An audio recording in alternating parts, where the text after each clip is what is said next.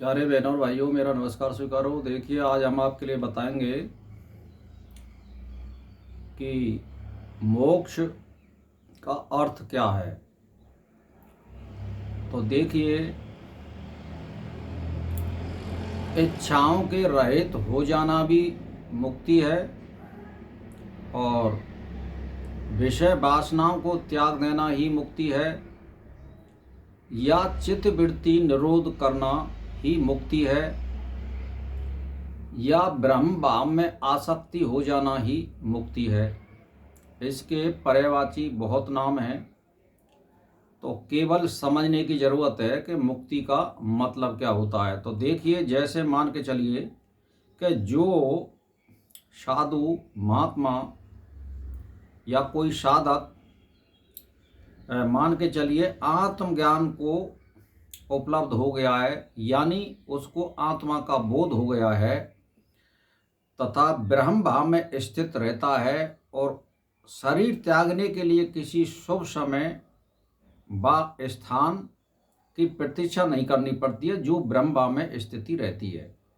कि काशी में देह त्याग किया जाए अथवा उत्तरायण में ही देह त्याग किया जाए, या दिन में त्याग किया जाए अथवा रात्रि में त्याग किया जाए, ये विधि विधान शरीर को अपना स्वरूप समझने वाले के लिए है। मतलब जो पूर्ण रूप से जिसको ब्रह्म का ज्ञान हो गया है कि आत्मा और परमात्मा दोनों एक ही वस्तु है, उसके लिए दिन और रात बराबर होते हैं, उत्तरायण और दक्षिणायन बराबर होते हैं। ये इसमें समझाने की ये मैं कोशिश कर रहा हूँ। तो आत्मा को अपना स्वरूप मानने वाले इस नियम से पार हो जाते हैं।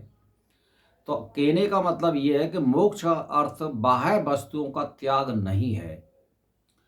सब कुछ छोड़कर जंगल चले जाना, या भस्म लगाना, या कमंडल का त्याग कर देना, या नग्न रहना, ये सब, या गांव बस्ती को छोड़ देना, या एक पांव से खड़े हो जाना, या अन्न का त्याग करके व्रत लेना, ये सब मुक्ति नहीं है, बल्कि यानी हृदय में जो अज्ञान ग्रंथि है उसका मिटना ही मोक्ष है।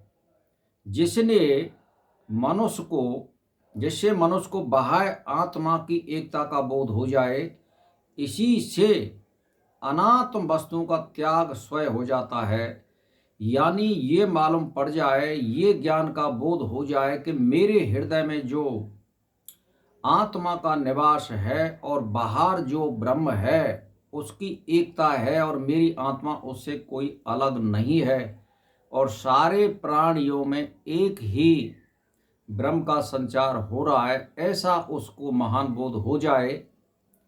तो मेरा कहने का मतलब ये, यहाँ पर उसकी मुक्ति हो जाती है। उसके लिए दिन और रात, स्थान और समय, ये सब कोई मायने नहीं रखता है उस ज्ञानी को।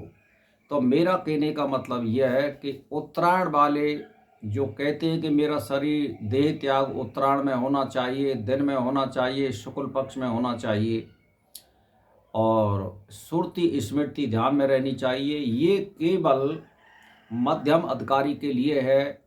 जो ब्रह्म में लीन होता है, जिसने अष्टांग योग का पालन लंबे समय तक किया हो, ब्रह्मचारी का पालन किया हो, और वो ब्रह्म को जान गया हो, ब्रह्म का साक्षात्कार किया है, वो उसी में लीन रहता है, दुनिया से उसे कोई लेना देना नहीं है, और वो समझ जाता है। तो मेरा कहने का मतलब ये, यही स्थिति को मोक्ष कहते हैं। उसमें कोई ज़्यादा आडंबर लगाने की कोई ज़रूरत नहीं है। कहने का मेरा मतलब ये, केवल ज्ञान से और समझदारी से और गुरु के वचनों से, गुरु का आचरण करने से इस सारी स्थिति पे वो मनुष्य पहुंच जाता है, और अपनी स्थिति को प्राप्त होने पर मोक्ष का अधिकारी बन जाता है, और उसका मोक्ष हो जाता है। उसके लिए कोई उत्तरायण और दक्षिणायन का कोई, और दिन और रात का कोई मायने नहीं होता है। तो भाई और बहनों, समझिए, ज्ञान से परमात्मा को, बहकावे में ना आवे। सनातन धर्म कोई सर्वश्रेष्ठ नहीं है, इसी के अंतर से ये सभी धर्म निकलने वाले हैं, ये सभी धर्मों का मूल है।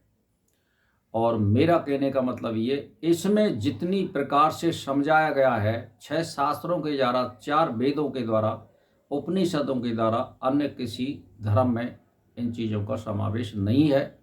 इसीलिए समझिए सनातन धर्म को, हिंदू धर्म को, और परमात्मा को प्राप्त कीजिए और मुक्ति की ओर बढ़िए और ध्यान और मगन रहिए। बस मुक्ति ही हमारा अंतिम लक्ष्य है। इसी के साथ मेरा नमस्कार स्वीकार हो।